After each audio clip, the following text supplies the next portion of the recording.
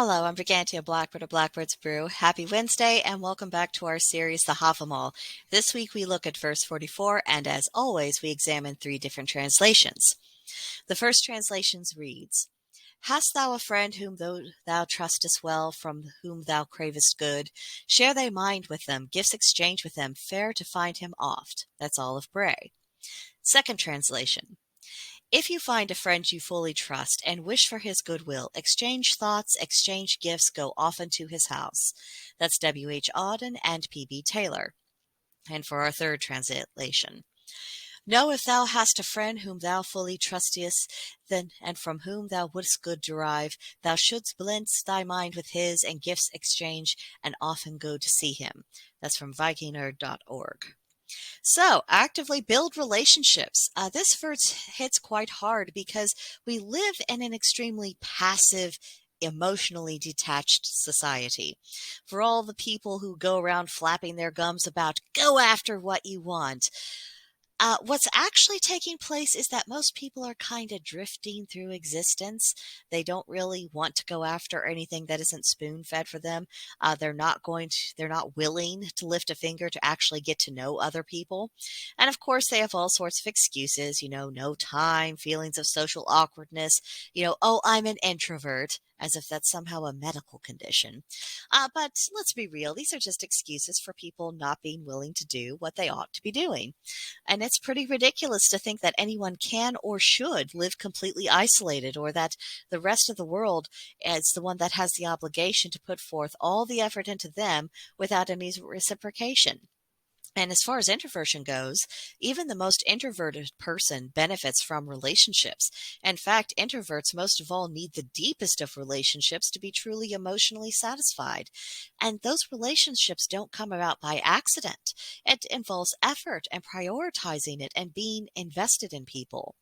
When it comes to a lack of time, perhaps we had best take a dispassionate look at how we're actually spending our time.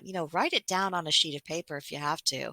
How much of your free time, legitimately free time, is spent in front of screens, ignoring people, or being involved in mindless scrolling? We should be honest with ourselves, because maybe our lack of time has more to do with how we manage our time. When it comes to feeling socially awkward, I don't deny the reality of such feelings. I confront them every day. But that's something that can be improved gradually over time through practice. We're not going to feel any less awkward around other human beings if we never interact with them. This isn't a difficulty that we can just run away from without consequence. Like so many other things in our lives, we have to face things and just get on with it. As pagans, we frequently find ourselves having to question various aspects of modernism in our modern world. What parts of it are beneficial? What parts of it have been more trouble than they're worth? And one trend that we're really being counseled to go against in this verse is the trend towards deliberate social isolation.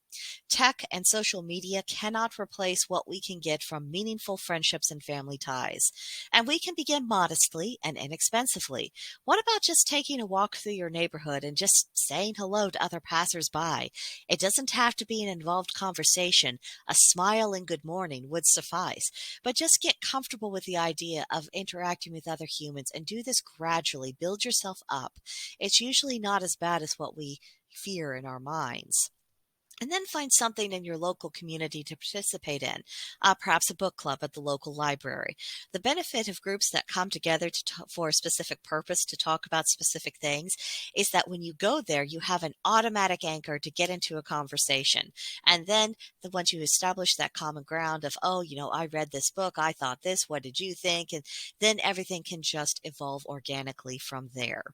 It's kind of a cheater's way to get into the habit of interaction. And then finally, get into the habit of being hospitable.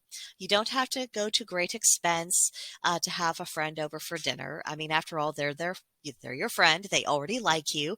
You don't have to try to win them over by preparing some elaborate meal with expensive ingredients that you can't afford.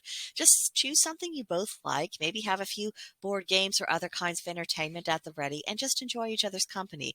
We don't have to overcomplicate this. And after the past couple of years, I think reinvigorating our social ties is something all of us could use. So that is what I got out of the verse this week. Let me know what you think. Is there another way to take this? What have your own efforts been and trying to really create and to maintain your friendships and other kinds of relationships? Has this verse been helpful to you? Does it inspire you to, well, just to carry on with it? Let me know in the comments section below, or come see me at Gilded.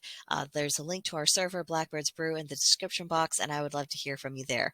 But that'll do it for this video, and I will see you next time. Bye.